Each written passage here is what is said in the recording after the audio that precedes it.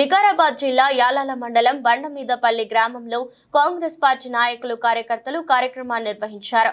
ఈ సందర్భంగా కాంగ్రెస్ పార్టీ నాయకులు బెస్తా నరేష్ పి చంద్రప్పలు మాట్లాడుతూ పేదల సంక్షేమం కోసం పనిచేసే పార్టీ కాంగ్రెస్ జనని బెస్తా నరసింహులు అన్నారు. ఆనాటి నుండి నేటి వరకు కాంగ్రెస్ పార్టీ పేదల కోసం పనిచేస్తుందన్నారు. గతంలో ఇందిరమ్మ హయాంలోని పేదల కోసం గూడు నీడను వచ్చిందన్నారు. అందుకే ప్రజలంతా కాంగ్రెస్ పార్టీని ఆదరించి మరోసారి రేవంత్ రెడ్డి నాయకత్వంలో అభివృద్ధిని చూస్తారని అన్నారు.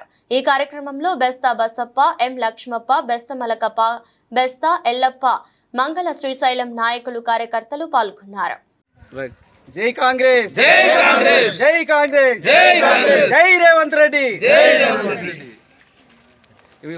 జూన్ 4 తర్వాత కాంగ్రెస్ పార్టీ ఆధ్వర్యంలో తెలంగాణ రాష్ట్రంలో ఆడపిల్ల 6 గ్యారంటీలో భాగంగా ఇప్పుడు ప్రస్తుతము 500 గ్యాస్ ఇవ్వడం జరుగుతుంది.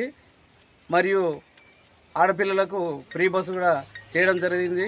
అదేవిధంగా ఆగస్టు 15 తర్వాత రైతులకు 2 లక్షల రుణమాఫీ కూడా కాంగ్రెస్ పార్టీ చేస్తుందని రేవంత్ రెడ్డి గారు హామీ ఇవ్వడం జరిగింది. కాంగ్రెస్ పార్టీ స్వాతంత్రం వచ్చినప్పుడు కూడా బీదల పార్టీ, బీదలకు చాలా విధంగా హెల్ప్ చేసింది.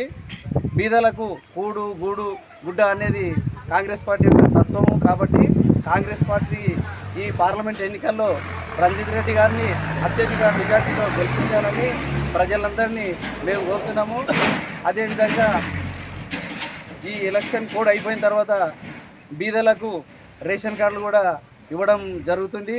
ఇది గమనించి మనము రంజిత్ రెడ్డి గారికి, మన పార్లమెంట్ అభ్యర్థి ఎంపీ గారికి అత్యధిక మెజార్టీతో గెలిపించాలని అందరినీ కోరుతున్నాను.